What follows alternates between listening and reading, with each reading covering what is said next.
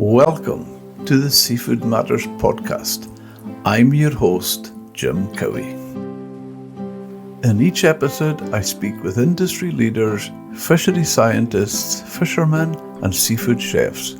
We'll highlight the importance of seafood in our daily lives, economy, and environment. Whether you catch your own seafood, love cooking it, or want to learn more about where your fish comes from, you'll find it all here on the Seafood Matters podcast. If you enjoy this episode, hit subscribe, share it with a friend, or leave a 5-star review.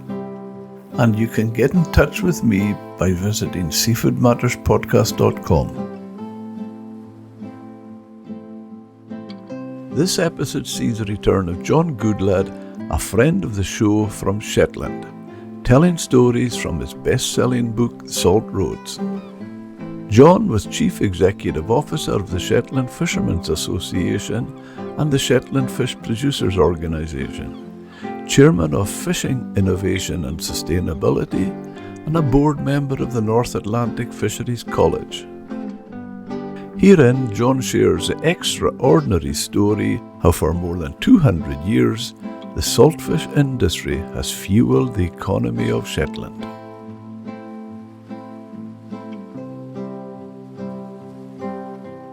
John, thanks again for joining us on another episode of Seafood Matters podcast. I'm Ashley, the producer, and in this episode, because I've published a couple of books myself, Jim and I decided it might be best if I addressed the interview with him, jumping in when there's things of relevance or experience to contextualise your answers pertaining to the book. How does that sound? That sounds fantastic, Ashley. I hadn't realised you'd published a couple of books. So please, after the podcast, email me the links and I'll try and check them out. I said, Jim, a couple of days ago, the reason I'd like to do this with you is because you were published by the same company that refused my last manuscript, so well done you. Berlin and Edinburgh. I got the most standard, that you get the letter back after 6 weeks and it says to you, we truly believe this is a story that should be told. However, but you got a yes, so that must have been exciting. But we'll get to that, John. What I'd like to do is just present the audience who don't know who you are with an introduction to your background, and especially about having a father who worked on a fishing boat. Let's get your background, John. Well, for sure, I feel very fortunate, and the older I get, the more I'm aware of that. I grew up in a fishing village in Shetland, Hamnavo, with a father who was a fisherman, herring and seine net, and mother who was at the gutting like most of the villagers were. My fond memories as a young boy were my mum and dad mending herring net in the store. And then when I was about 10 years old, going to sea with my dad. So I grew up in that wonderful environment, and that gave me a great grounding in life. And I regard myself as having been incredibly fortunate to have worked in this great industry all my life in one shape or form. I went fishing when I was at university, and I then worked for the Fishermen's Association. I set up my own fish farm, and now I do some work in the fishing sustainability area and worked for a number of different organisations. So incredibly lucky to have done that. And over the last few years, I've been able to capture some of that background, put it into a book, and been lucky to get a publisher to take it on board. Do you not miss the days when people sat and used needles and awls before the days of industrial net manufacturing? Oh, absolutely. It's a completely different industry now from what it was. And like everybody's childhood memories, these memories are precious. But life goes on, life changes, and you've just got to accept that. But yes, incredibly fond memories. These days, I suppose everybody's the same. When you think back, these days are a little bit timeless. I can recall the tiniest of details, which probably don't mean that much, but you recall them with the smells, the sounds, the sights, with great vividness. John, I'd like to get right into the content of the episode, which is your book, The Salt Roads. And I'd like you to contextualise and describe to the audience just simply what a salt road is and what their historical significance is in Scotland for people who haven't even heard of the term before. Yes, the term the salt roads is the term I've used for the roads, for the sea voyages that have connected Scotland with various fishing grounds, and also the sea voyages that allowed fish exports to be exported to the rest of the UK and the rest of Europe from Shetland. So the salt roads actually are sea roads. They're not land roads. And I call them the salt roads because these are passages made by fishing vessels or cargo vessels over the North Sea and the North Atlantic. So that is how the title of my book came around. And my book is all about how Shetland has been linked to the rest of Europe over 300 years through these salt roads.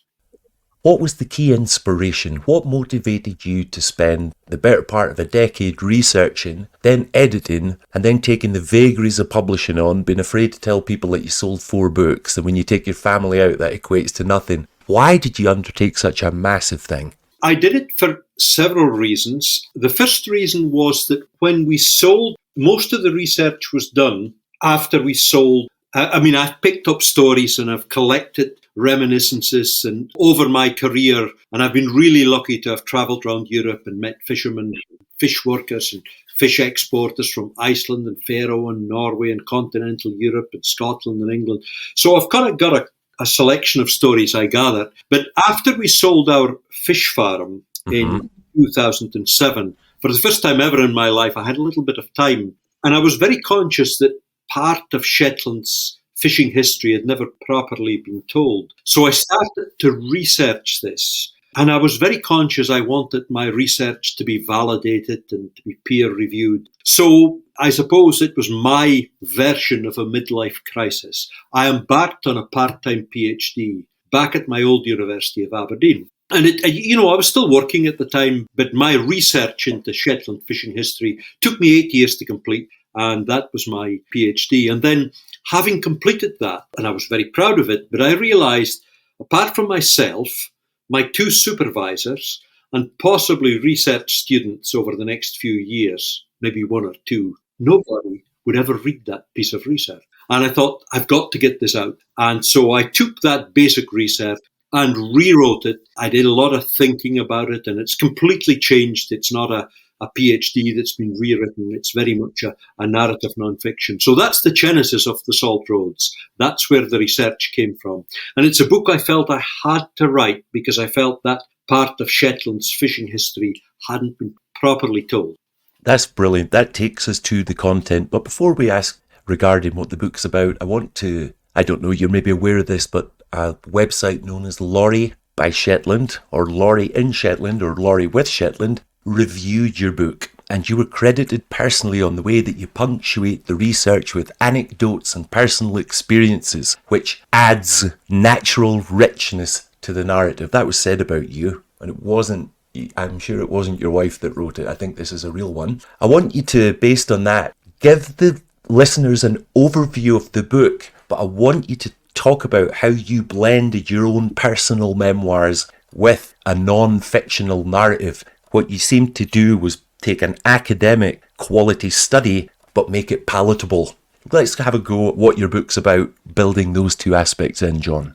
Absolutely. I mean, my PhD was very much a story with lots of facts and figures and analysis. And I realised if I was going to write a narrative nonfiction that was going to appeal to a wider audience, it couldn't be that. So there's hardly a statistic in my book. And I try to tell the story of Shetland's fishing history through the eyes and ears and experiences of people, either historical people I've read about and studied, or contemporary people I know. So I try to tell these stories through individuals. And I think that's, if I may say so, I think that's possibly what Laurie was referring to, and others have complimented me on my writing style, that I've been able to bring the history alive, because ultimately history is about people. So I've tried to cover these major historical events regarding fishing and trade and the economy through Shetlanders, through people from Faroe, through people from Spain, through people from all parts of Europe, and try to tell the story through their eyes. So I hope it worked, and that's certainly what I set out to do. Certainly seems to have in the eyes of the reviewers. I was looking desperately for a terrible review, John, so I could throw it at you, and I really was struggling to find one. John, I would like to say to you, It's funny, I've known you a long time and I see little bits of myself to a certain degree. I think we have a lot in common. And for the last 20 years, when I had the captain's galley, my ethos was always, it's not about the chef, it's about the food. The food's the important thing. And I have to say, I love the way with the book, when you're talking about people and the characters and the stories, you're very much about the people, not the author.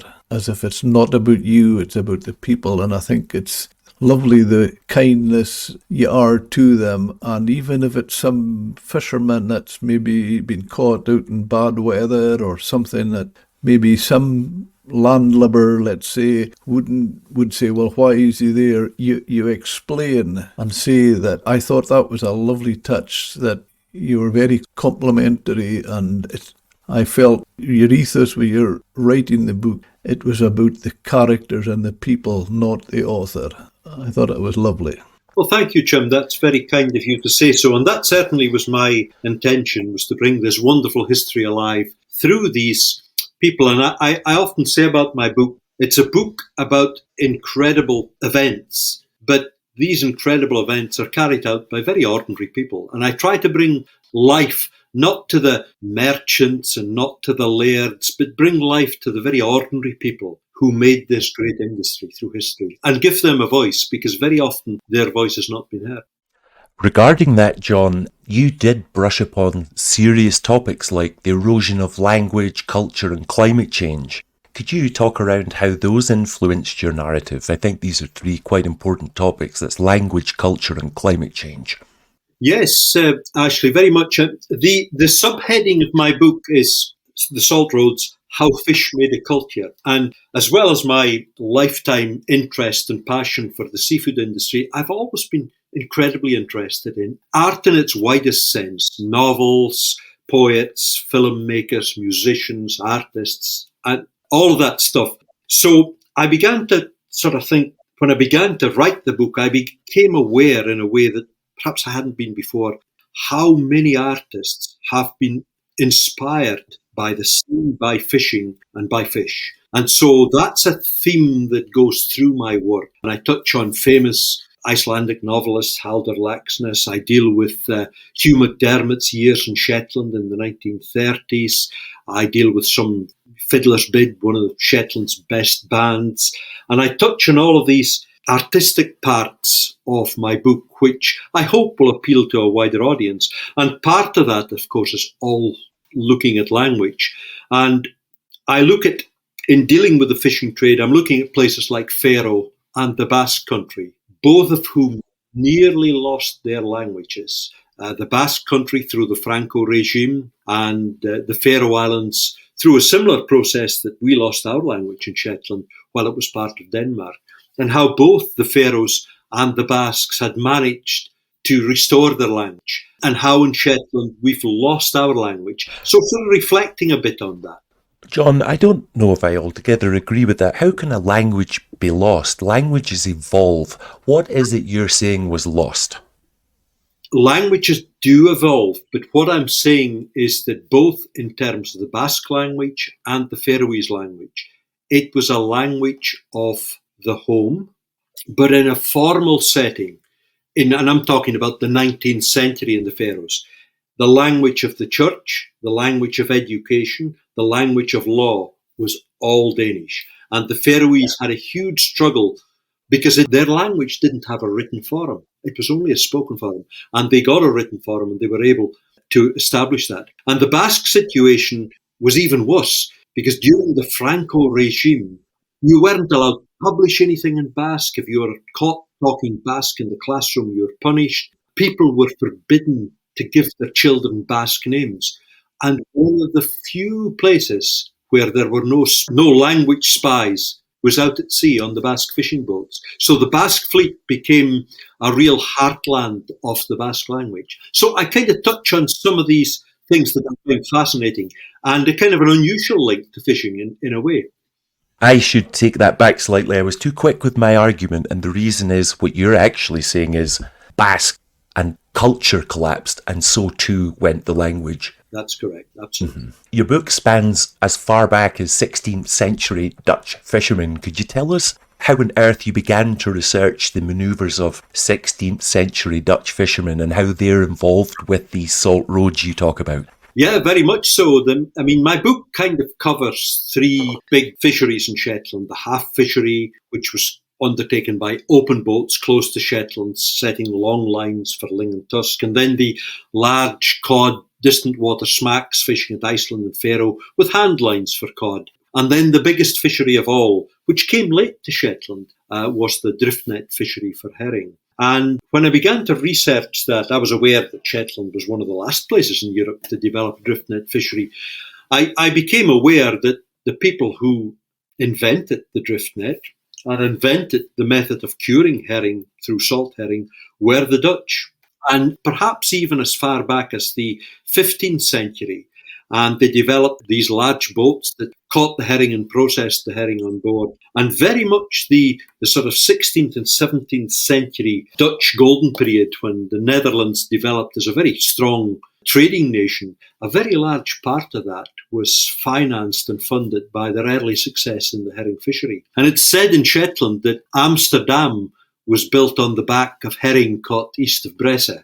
Like all exaggerations, maybe a little bit exaggerated, but there's something in that. So the Dutch role in establishing that incredible fishery, which eventually the English, the Scots, the Shetlanders, the Faroese, the Norwegians and the Icelanders eventually all followed, was very much a Dutch invention.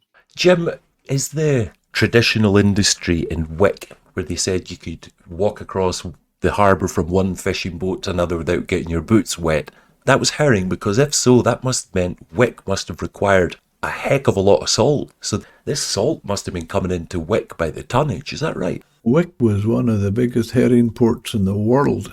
Aye. That's not going as far back as John has been, Okay. but certainly pre-war. And that would have required barrels of brined herring, John, right? Would they have required salting? Absolutely. I mean, the Scottish herring industry began in that Wick area, Helmsdale and Durness and all of Leicester, all these tiny ports. That was where herring fishing in Scotland, together with, I think, the East Neuk to some extent, began in the late 1700s. And that wonderful novel, Silver Darlings, captures that by Neil Gunn. Now, at that time, Shetlanders weren't looking at herring. So that developed and expanded, what the huge industry, as Jim says, is based in Wick. That was during the 1800s. It was a huge industry. Shetland really only got its own herring fishing in the 1880s and 1890s. So preoccupied had Shetland been with this salt cod business by catching fish at Faroe and Iceland. But when the Shetlanders discovered herring fishing in the 1880s, then expanded very, very quickly. And Lerwick and Baltisand soon became very big herring ports, as one time, Wick had obviously been as well. Which author did you just quote there that wrote about Wick? Neil Gunn? Neil Gunn, yes. Did you ever read Robert Louis Stevenson's passage about Wick after he spent the summer there with his uncle building the lighthouse? No, I've never read that. He said in a passage that the only thing that broke the bleak grey streets of Wick was the states that one would see the herring fishermen in. So he famously got booted out of Wick, I think. If I may say, that's a typical... He was from Edinburgh. He was a metropolitan. And metropolitan people often adopt that condescending, rather patronising tone to fishing communities. So I love him as an author, but I don't quite agree with everything that he says there. Pure classism. Completely. He classed Wick Bay as the greyest of God's Bay. That's it. That's it. The greyest of God's bays. John, when you were talking about your mum and dad right at the start mending nets, what I get are images of Wick Harbour, because Wick Harbour has all these little huts around it. Arguably, when I was young, 40 years ago, there was 20 or 30, and they all had black tar on the outsides, and these were where the fishing boats stored the creels, mended the creels and the nets. And even then, in the 1980s, there was still a buzz and a bustle around the industry. But when I go home now with my wife, I'm taking her around this kind of almost a ghost town with this veneer of yachtsmanship over it. But underneath it is this entire lost heritage that you've written about in your book, but it makes me quite reminiscent. It's quite ghostly. How do you feel when you go down Wick Harbour now? There's no whitefish. It's not even one of the real sad things when you're talking about it, almost one of the biggest herring ports in the world at that stage, and now it's not even a designated port. So a fishing boat, before he's allowed to even land his fish in Wick, he has to ask permission from the authorities. So that, I have to say, lots of sadness when I think of what it was. Would you agree with this, Jim, that a thing that's gone with it is, you said it, John, about in relation to the Basques, how a culture vanished. What's gone from Wick are all those characters. Remember the characters that used to populate the harbour? Really individual, interesting folk. And I think cultural Scottish characters went with the herring and the fishing. That's a fact. I mean, I can remember nicknames that we dare not mention on a public podcast, but they truly were community figures, and they were all associated with the fishing. They had the tales of old, they had the stories, they had the heritage. Do you agree? I'm sure the same is the same in Shetland, John, is it? Yeah, I mean, I think in Alaska, fishing communities come and go. That's a constant. And in Alaska, they have a phrase, because, there have been booms and busts in Alaska. Herring and with salmon and Alaskan pollock and king crab. And they say that some communities were born to die. There was nothing and there was a boom and then they've died. Scotland's no different. And I guess Shetland is still, unlike Wick, very fortunate in that it still has a very large fishing industry. It's completely different. It's very modern. It's very sophisticated. It's very technological. But Shetland still, as a result of that fishing, still importance of fishing, plus the importance of fish farming in Shetland, which has employed a lot of fishermen who have the obvious boating and net mending and engineering and fish handling skills, is also very important. So Shetland, I do believe, still has a culture and a society which is very much linked to the sea. And that was very much part of the subheading of my book, The Salt Roads, How Fish Made a Culture and Still Sustains a Culture in Shetland. It's different. It's completely different from the fishing culture that I knew as a young boy, but it's still there. And there will be young people growing up in Shetland today, and what they're seeing around them today, which is different from I did, in 40 years' time, they'll be looking back on that and saying, that was quite special that I experienced. These guys still catching herring and mackerel, catching whitefish, all of the boats hand-chigging for mackerel, hand-chigging for cod, which has become a big thing in Shetland, all the creel boats, scallop dredgers, and so on.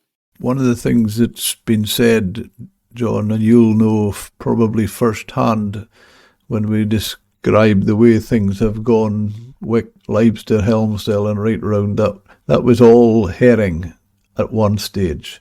One of the trains of thought, which I hear from some fishermen and fishing people, is that a lot of the fishermen from here didn't adapt to the modern methods and renew their boat. And that's where, in Shetland, where they are now is because in Shetland, fishermen did that. And now you've got a fantastic pelagic fleet of very modern, efficient boats. But a lot of the boats, although they were good drift netters, they didn't take it forward and modernise. That's absolutely right. And, I think that's a trend that isn't peculiar to Scotland. If you look at other fishing communities, in the Faroe Islands, which I return to time and time again in my book, at one stage in the Faroe Islands, Suðuroy was the cornerstone of the Faroese fishing industry. There's still a few boats from there, but hardly anything. Klaksvik is now developed as the main fishing core of the Faroe Islands. And that's happened within the space of 60 or 70 years, a couple of generations. So I think that does happen, and it's fascinating. You often look back at the communities which have made the change with technology and those that haven't. And I find when I look in Faroe or Norway or Shetland or Scotland or wherever, it's very often one or two individuals, one or two strong individuals who take a chance, and then other people in the community follow their lead. And we can all, in the Wick context, Norrie Bremner, for example, and in the Shetland context, skippers like the late Mackie Paulson and Josie Simpson. So I find it fascinating that when you analyse which communities have continued to thrive and which have fallen by the wayside, it's very often down to individuals. I would like to take us back to the Salt Roads. When we talk about the characters, and you mentioned the Pharaohs and Sudaroy, I've been tickled the thought of you sitting in that pub and wondering where you're going to get all this documentation going back. And the woman tells you, you don't need to go to Copenhagen, just go through the house. I know it was quite an amazing experience. I had begun to do research in my book, and I do a lot of sailing as a volunteer with the Swan, which is the restored herring drifter that we have in Shetland.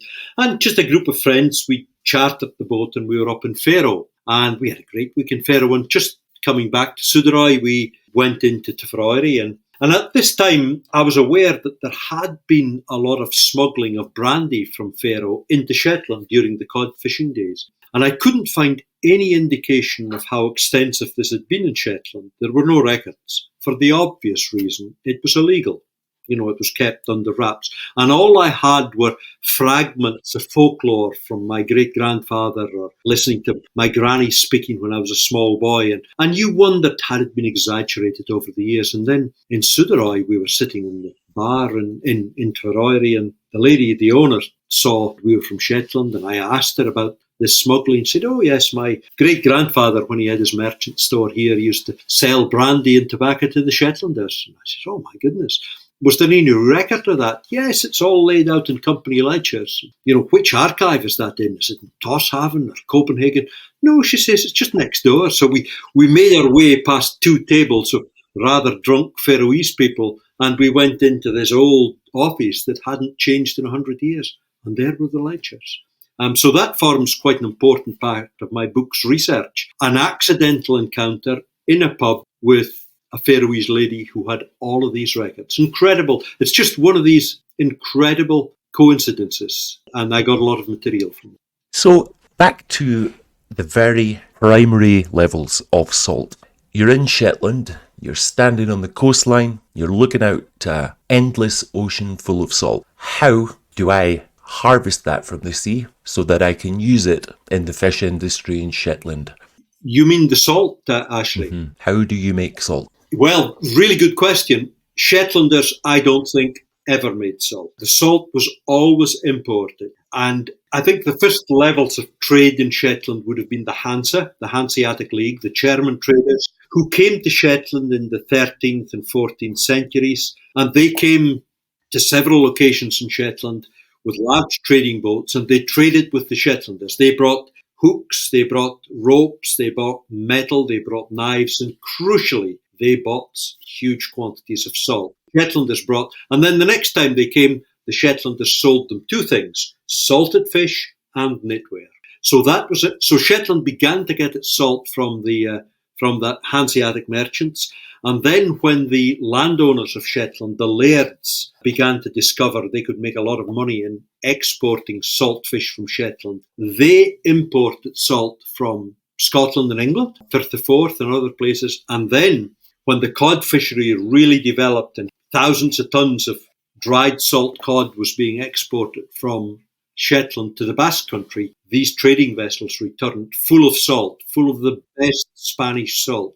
And likewise, when barrels of salt herring were being exported from Shetland to Danzig, to St. Petersburg, to Hamburg, to all of these Baltic ports, these trading vessels would return full of salt.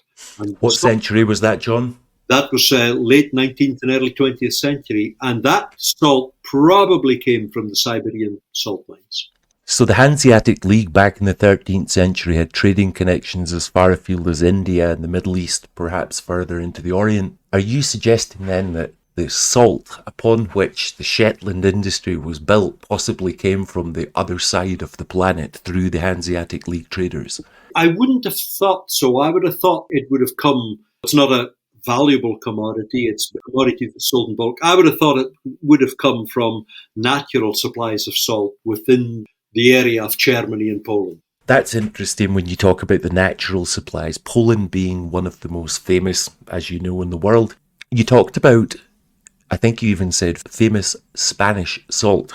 There's quite a connection between where I live in Colombia and with Spain, and it's because in the 16th century, the second generation conquistadors, the criollos, They were mining enormous quantities of salt from the Zipaquira salt mine 4 miles up the valley. It was being sailed up the River Magdalena. It was joined the Spanish treasure galleon, and it was sailed back to Sevilla and then distributed through Europe. When I said to you, is there any chance the salt that was used in Shetland came from the Middle East and India, the back of my mind I was thinking, I wonder if it even came from here, over to Spain and then up through those trade networks.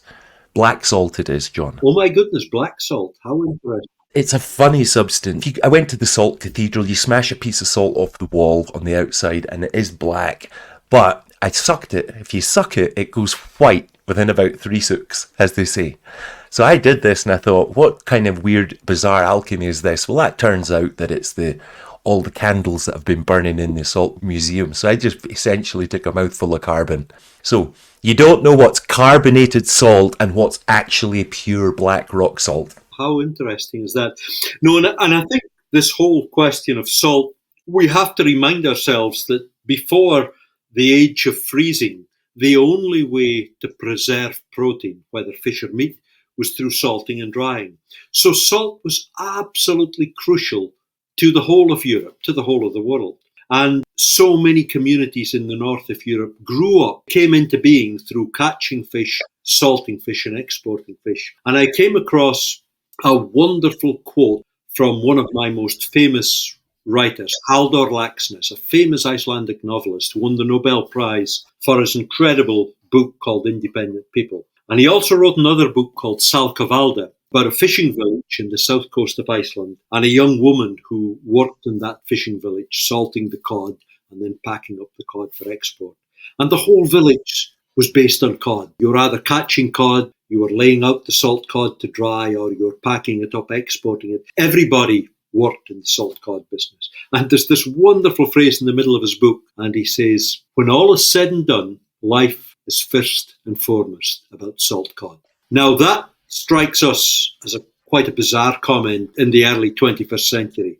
But if you go back to the 19th century, in much of Northern Europe, in Wick at the time of the herring fishing, when all is said and done, life is first and foremost about salt herring. Everybody said, of course it is. So that was so true for so many communities. And I try and bring back to life the importance of salt as it once was to the whole of Europe in my book. One of the things that came to mind is that just how this trade was into the system. I had a very big connection with the Faroe Islands. I used to do a lot of trading with Faroe boats, fishing around their own waters and landing into Skrabster. What fascinated me was talking to them. When they were doing the equivalent of our MCA, the inspections, like they used to call it the DTI. Mm-hmm. Part of their inspections, they would have a washer, their deck washer, and they also had a bleeder. And this was, they would cut when Jim, they were... I'm afraid I've lost you. That's a real shame. So maybe... I'm hearing you. Okay. I don't know, Jim, I've lost you. So we've lost the sound. So maybe you could pose a question on the chat box and I could speak away if the recording is still hearing me, and we can keep it going until Ashley gets it sorted out. All right. You're just not hearing me at all. Nah. Can you hear me, Jim? Yeah. Yeah, you can hear me. Well, listen, Ashley a little while ago asked part of a question he asked I didn't really get answered, and that was, he said that my book also covered the whole question of sustainability. So maybe I could explain how this historical book that deals with fishing, connections, and inspiration for artists ended up talking about sustainability. And my book didn't set out to touch on sustainability, which of course is the big issue now in the modern seafood industry. But as I spoke to a variety of people, fishing links and fish curing and fish export, and talked to many people, I kind of became aware that here was an industry as I say in my book, that found itself under what they regarded as unwarranted attack by some extreme environmental organisations. So I began to unpick this interface between the seafood industry and the environmental movement. And of course, that interface between seafood and the environmental movement can sometimes be incredibly good. There can be great synergy. The Marine Stewardship Council emerged as a global certification body, which is now greatly valued by many fishermen, out of that kind of challenging discussions 30 years ago. But increasingly, I saw that there was an environmental movement was really based more on emotion rather than science. So towards the end of my book, I delve into that whole interface between fishing and the environmental movement. And Jim, I've stopped there because that's kind of an end. But then when you come to put this together, you could maybe then ask a question, what kind of things did you look at in your book?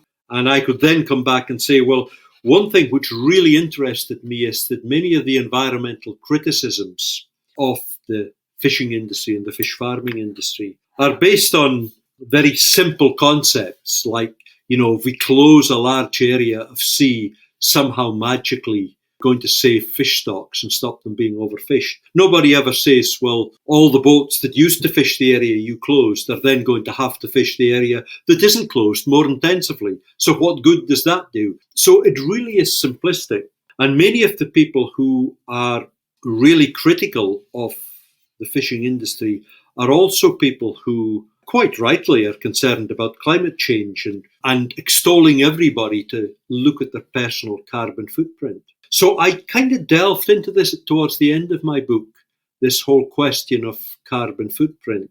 It was new to me and I hadn't fully realised that, the carbon footprint of land-based proteins, whether it's to produce a kilo of beef, you release something like 50 or 60 kilos of greenhouse gases into the atmosphere. It's huge. Pork and lamb is a bit less, at about 15 to 20 kilos of greenhouse gases to produce a kilo of meat. Chicken's the best, probably about 6 to 8. But seafood is incredibly carbon efficient. Trawling for whitefish or farming salmon has got a carbon footprint of probably between 3 and 4. Much, much less than any land-based protein. And then some fishing and fish farming activities are incredible. Catching herring and mackerel with a large pelagic trawler has got a carbon footprint of less than 1, probably 0.5 to 0.9 on the latest research I've seen. And farmed mussels has a carbon footprint, would you believe, of 0.2.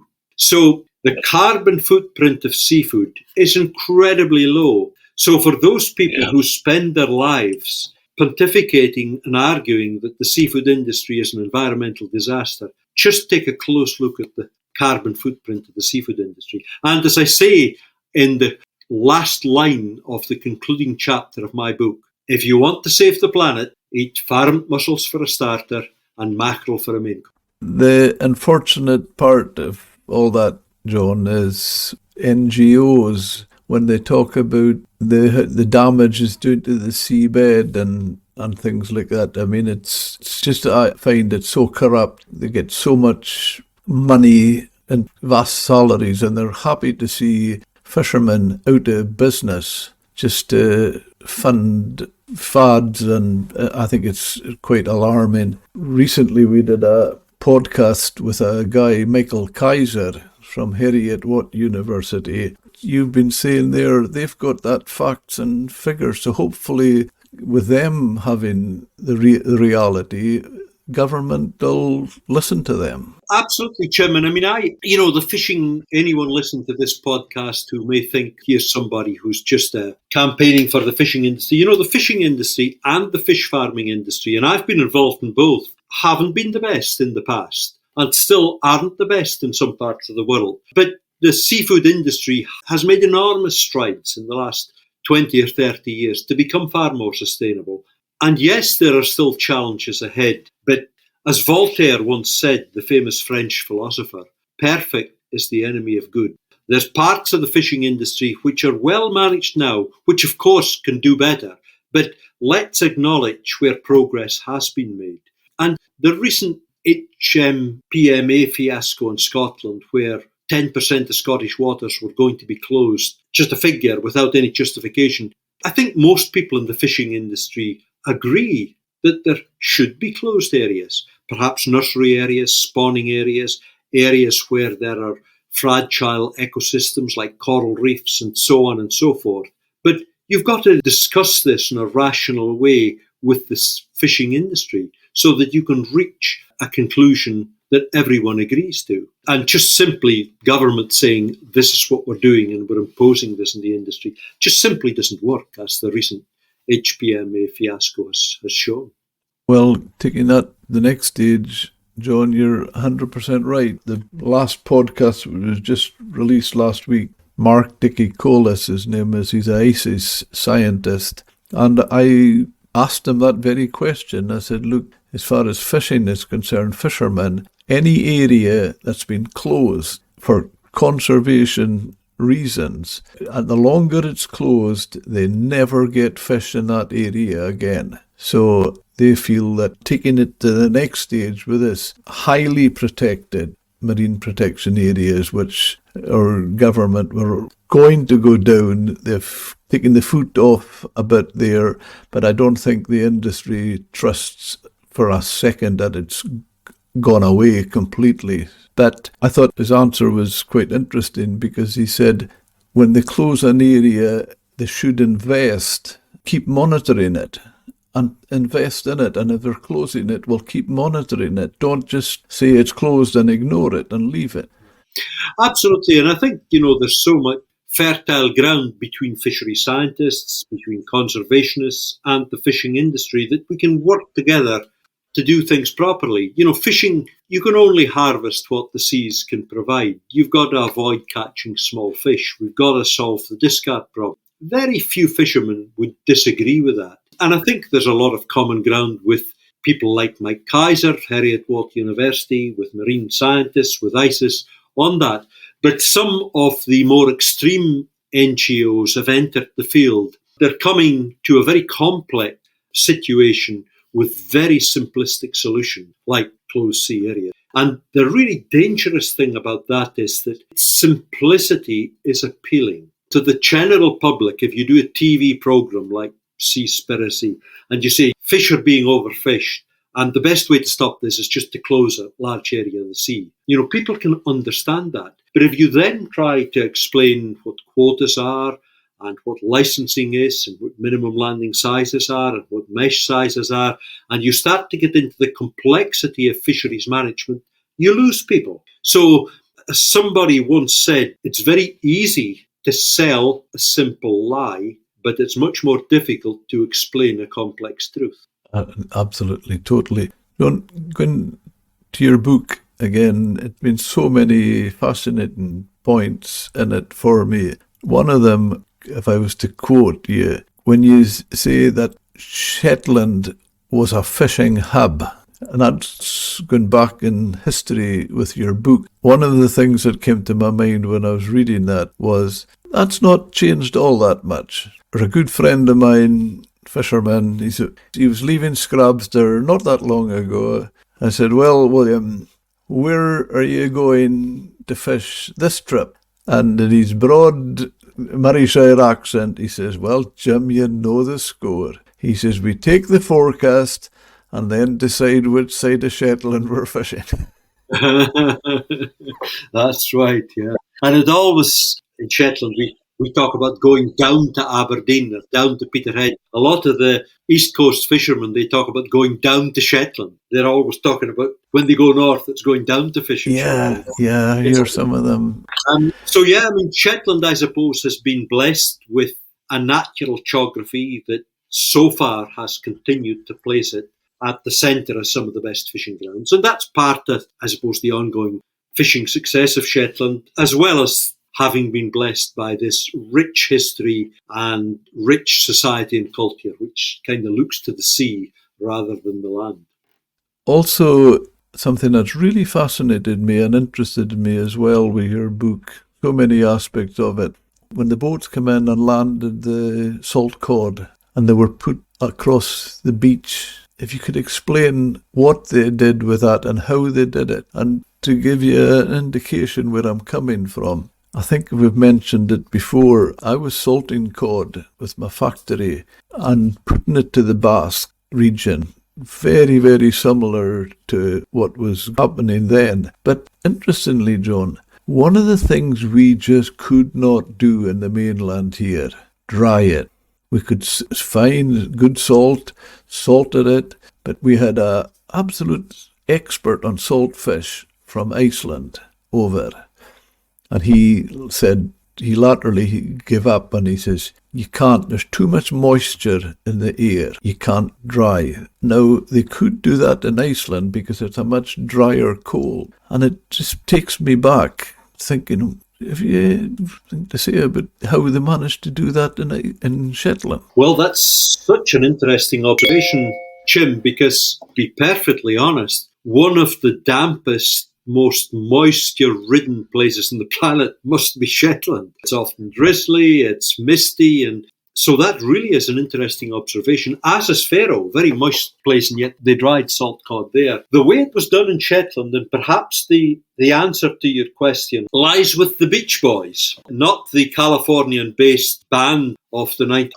But these were the teenage boys who were probably 11, 12, 13 years old, who were just too young to go to sea and fish. And their job was, when the boats came back and landed the salt cod had been in this vessel's hold for maybe 12 weeks. It was salted, wasn't dried. It was then taken ashore and spread out on stony beaches. And the preference was beaches that big rocks, allowing the air to go underneath. And it was spread out on the beaches to dry. Now, in Shetland, drying wasn't really the result of sunshine. It was the result of wind. But the Beach Boys' job was to lay it out, skin side down, and then turn it round, skin side up, and continue to do that several times during the day. But at the first sight of rain, they gathered the salt cod up into what were called steeples and covered it with a tarpaulin. So these young beach boys must have been so expert at forecasting a shower when it was still half an hour away,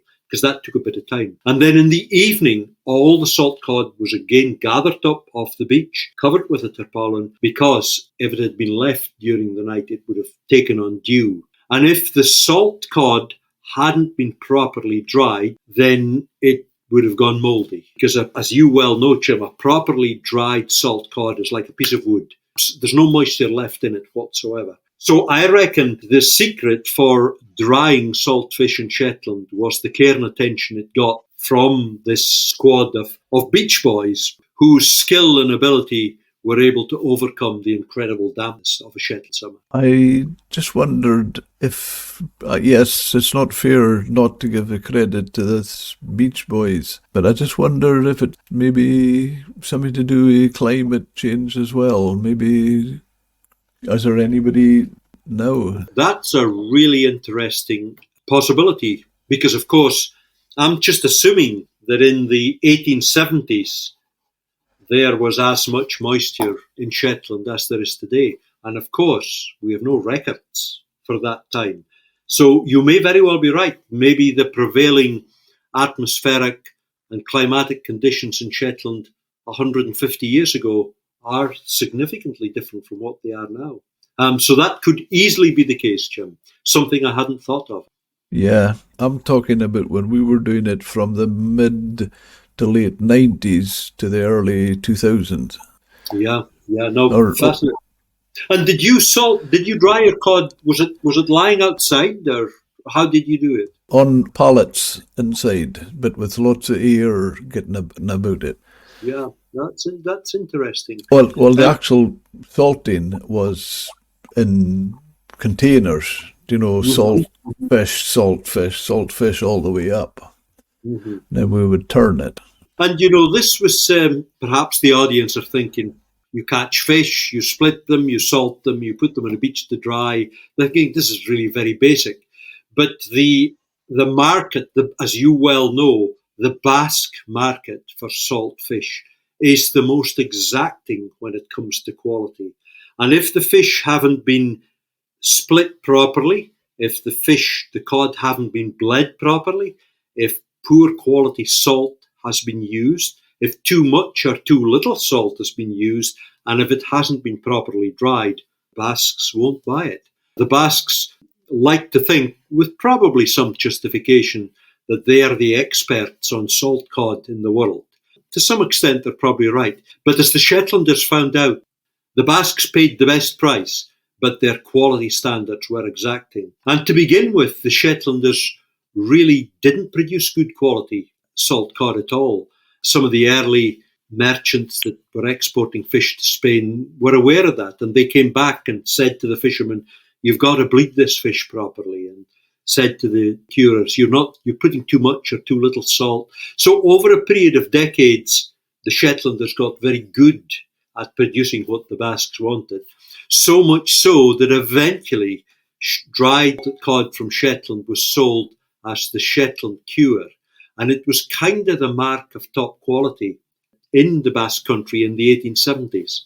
And at that time, in the Lofoten Islands, Norwegian salt cod didn't have a particularly good reputation. So some Norwegian exporters would export their salt cod to Shetland, where it was beach dried by the Shetland Beach Boys, and then it was sold in the Basque Country as the Shetland cure, even though it was Norwegian cod. So there's nothing new in the fishing industry.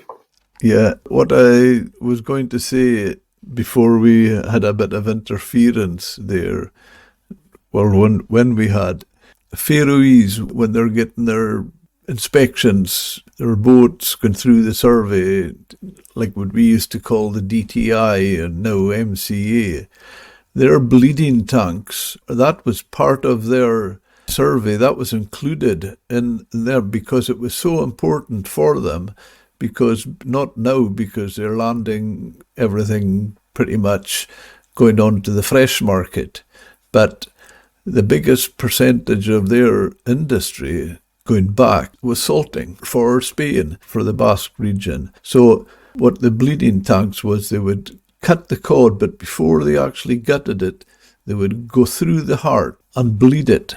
And it would be kicking in the bleeding tank, wriggling. So that would be pumping all the blood out, because if it wasn't bled properly, and something else I picked up in your book, and it just flashed back to remember the Faroese talking about this.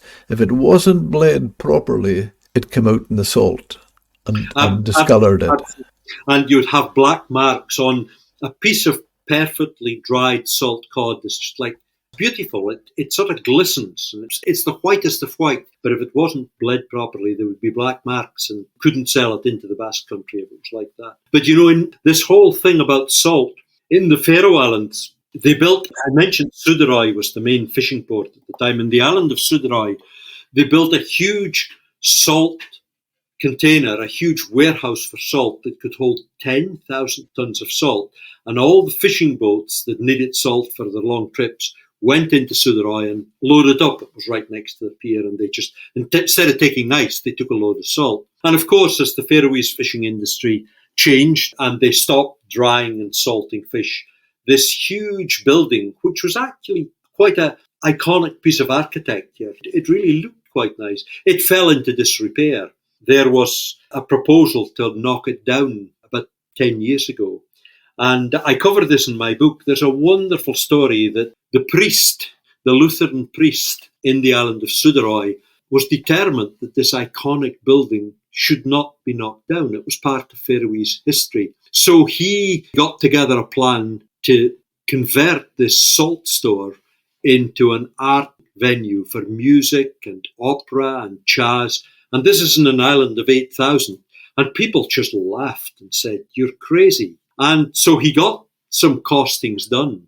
And it was going to cost, I think, £10 million. And people laughed even more and said, "This is just ridiculous." But he persevered. He wouldn't give up. And as an inspiration, he went to Maersk, the huge Danish shipping container people, private company.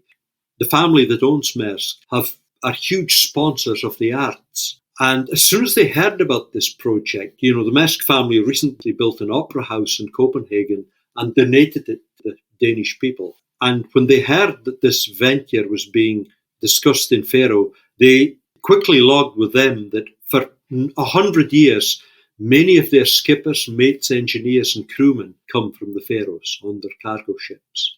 And so they said they were going to make a major financial contribution to this venture. I think it was £6 million they were prepared to put in, but only if the Danish and the Faroese governments also put money in. So the Danish and the Faroese governments were embarrassed by this Maersk initiative. So the venture was funded. And there is now the most magnificent arts venue in the island of Suðuroy. It's called SALT in terms of its original function. And the original structure of the building is still there. But it's incredible. I've been in a few times. And yeah, it's just an incredible piece of architecture, an incredible modern use for an old building. So, the importance of salt to the Faroese economy for its fishing industry hasn't been forgotten. It's been repurposed into a very 21st century purpose. John, also in the book, you mentioned just now when Ashley asked you about salt and you quoted importing it could be from Scotland, England, Spain, places like that. I ask you as what I affectionately know you as a Sheltie. You talk about importing from Scotland, and if I was to phone the LHD boat agencies or the auction and ask, what boats have you landing today? They would refer to it as a couple of locals and a couple of Scotch boats.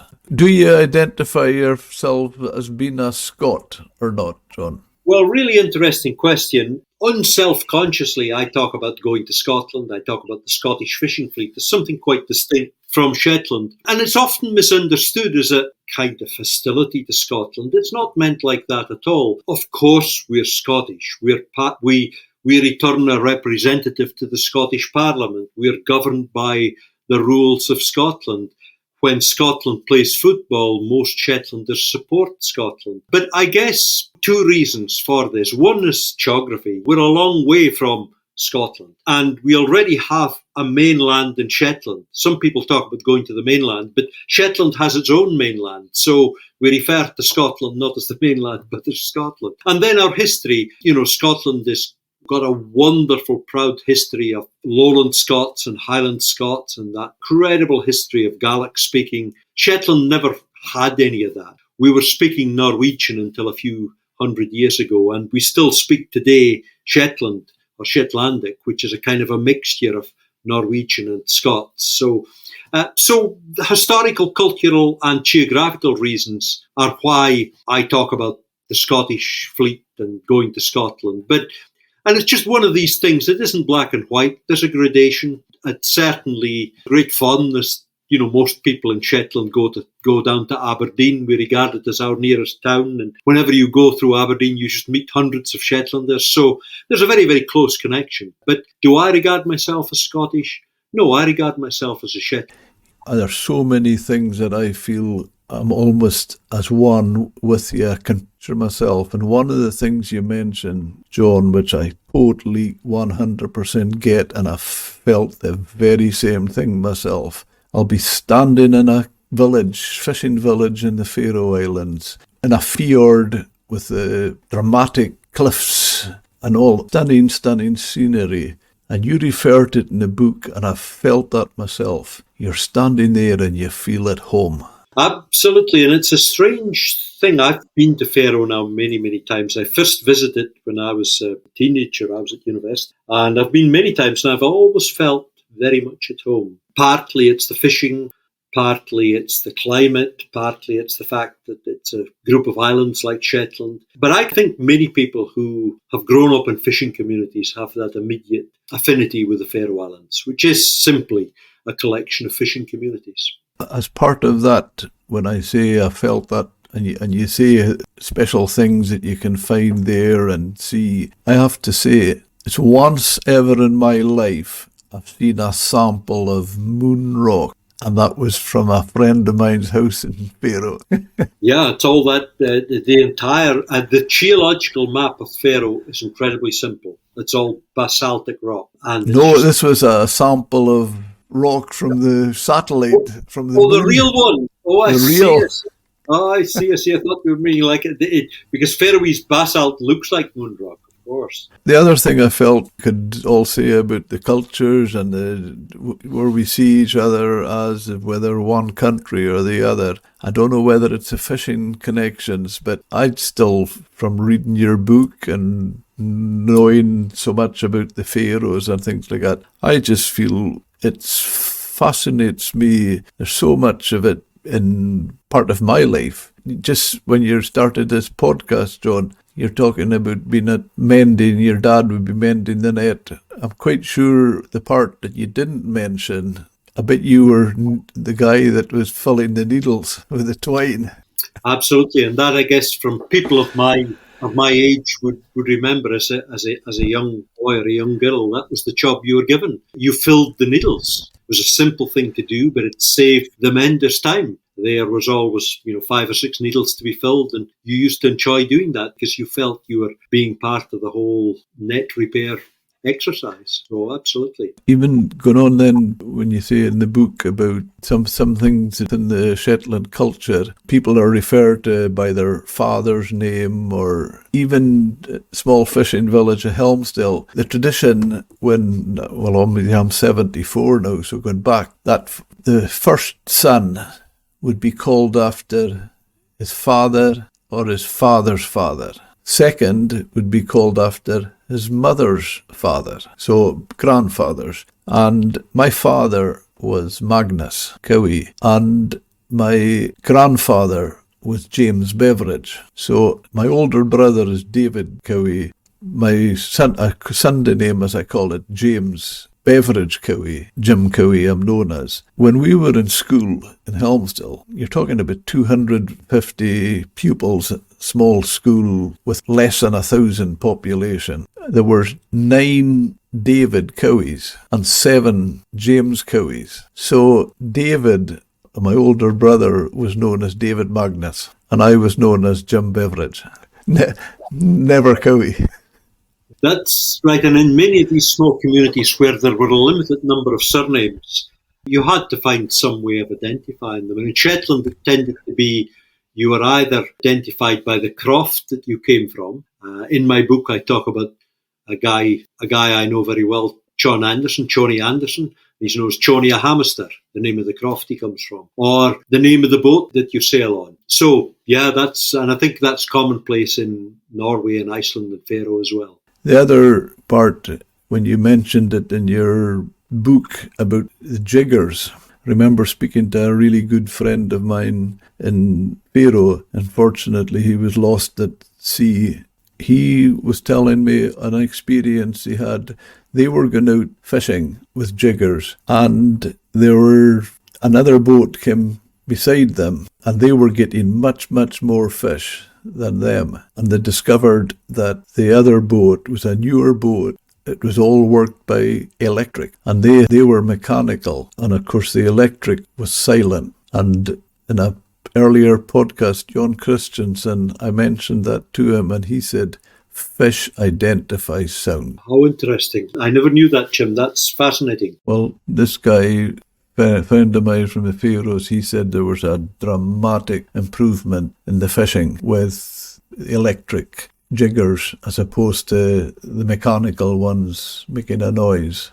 John, you referred to it in your book about the stability of the ballast of boats, and they would be going out to sea full of salt, which gave them a lot of good ballast, and they would be coming back full of fish. And it reminded me of sort of pre-war, during the war, and just after. So that era when my father used to tell me that the trawlers mainly going out to Hull and Grimsby at that time. This is before they got diesel engines. They were coal driven. And he says they're full of coal. They're maybe going up to the Iceland, Faroe, maybe Shetland as well.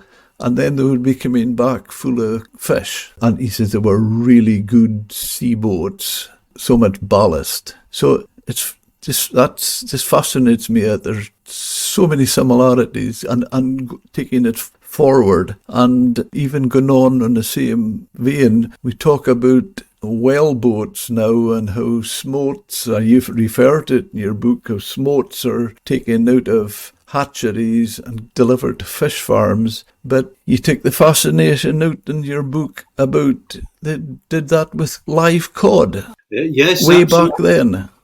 I know. This was one of the, we often think, and we are technologically advanced, but we sometimes forget that in the 19th century, the fishing industry was also rather well advanced. And one of the incredible things for many people is to discover that in the 1870s and 1880s, there was an incredible demand for fresh cod in London. If you wanted to impress your friends, you invited them for dinner and you dished up cod that was absolutely fresh. To supply that fresh fish market, the fish merchants in Grimsby, the Shetland smacks would come down. They would catch the last week's catch of cod. It wouldn't be salted in the hold, but it would be kept in a part of the ship that had a well, a hold full of seawater. And they would come down to Grimsby. They would discharge the live cod into boxes, I suppose the first cod farm in the world. And as the telegrams came up from London to the fish merchants in Grimsby saying, we need 200 cod, we need 50 cod, they would take the cod boxes ashore, they would harvest the cod, they would bleed the cod, they would put them on ice, and they'd be sent by steam train down to London. And in London, people could eat cod that was probably no more than 24 hours old. To this day in London, I don't think you'd ever be able to buy cod anywhere that was just a day old. So perhaps we're not as sophisticated as we like to think we are. Incredible. Shetland boats, fishing at Iceland, keeping alive cod on a sail ship, landing that cod in the Humber, and that cod then going to London by steam train and being dished up. And incredible prices. I converted the prices that these guys got into modern prices, getting £9 and £10 per kilo for cod, for fresh cod. So it was a huge boost to their earnings. Wow. Well, that's converted into modern day prices. And modern day prices of cod, Jim, you'll know better than me, maximum would be £3 or £4 a kilo, something like that at best. This was in the 1870s and 1880s, but only for live cod that was caught, kept in these live wells on board the boats. I have one thing, I'll just say, even me taking my thoughts on the book going right into the heart of salting and processing and the fishing, even for somebody that's not that way minded, I think there's something in that book for everybody. Tell us a story about the skipper's dog in Walsa. Yeah, this is going right back to 1832. You had this fleet of open boats in Shetland called sixereens, fishing with long line during the summer months. But from time to time, you get a bad summer storm.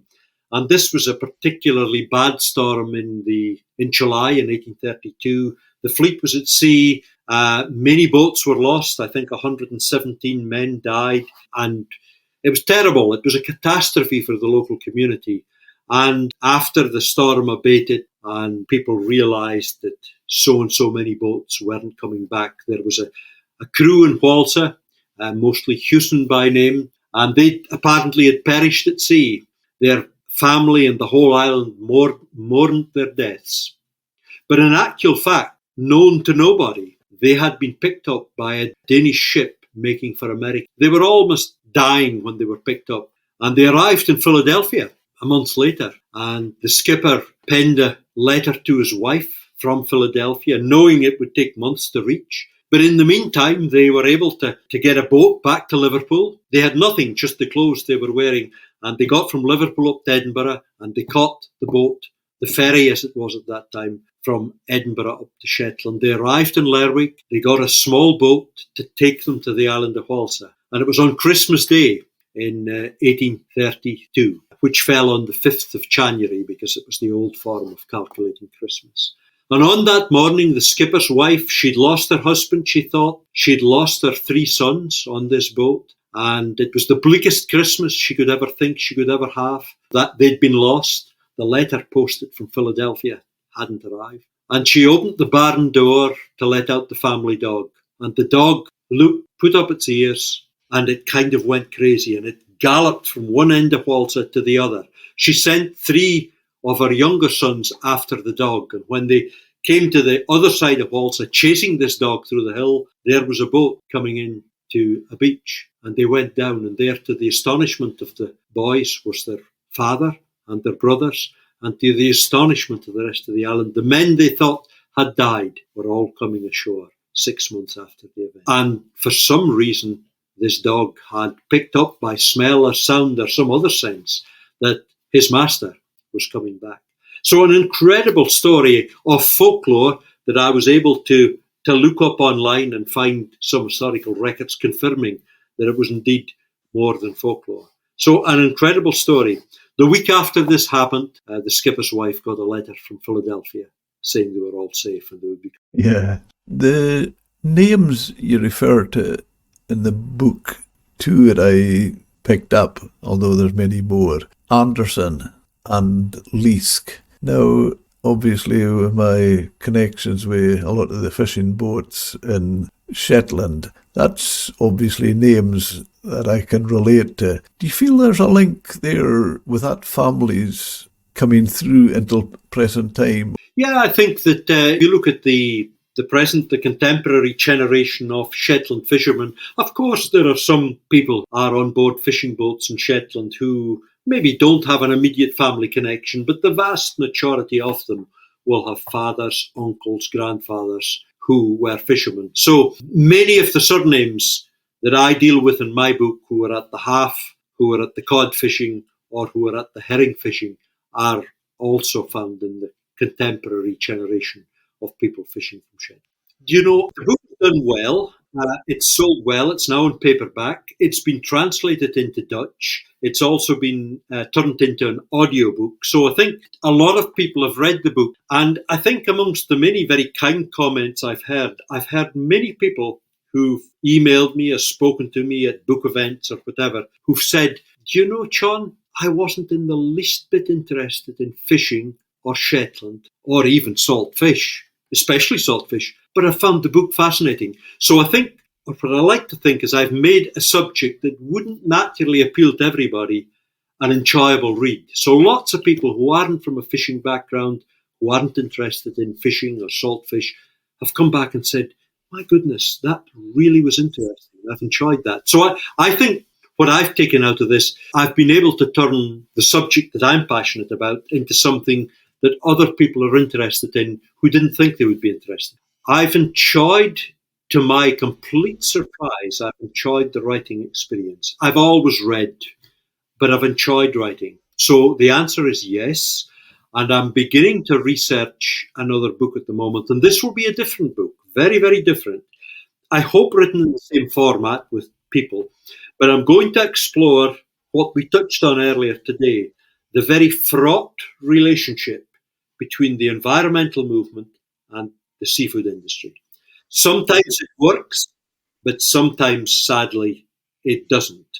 And it results in problems and anger. So globally, I'm going to take a look at that.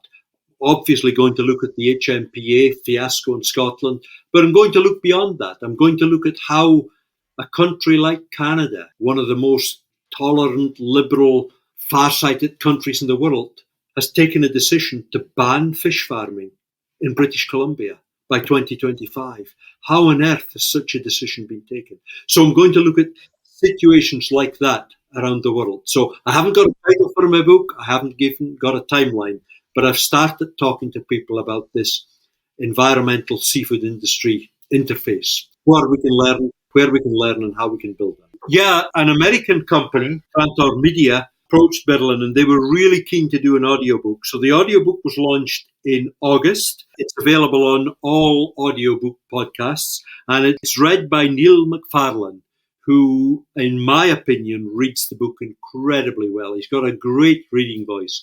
How anybody can take a chapter of a book and read it without stumbling on a word or whatever is just incredible. So I've listened to it. I've enjoyed listening to it. And there's something, as you say, Ashley, about an audiobook that is quite special. So I think company and Neil McFarlane, who reads it, have done a super job. I'm delighted. John, thank you so much. I've enjoyed the chat as much as I've enjoyed the book. Thank you both very much. Thank you for listening to this episode. If you liked it, hit subscribe, share it with a friend, or leave a 5-star review. And if you want to speak with me, visit seafoodmatterspodcast.com.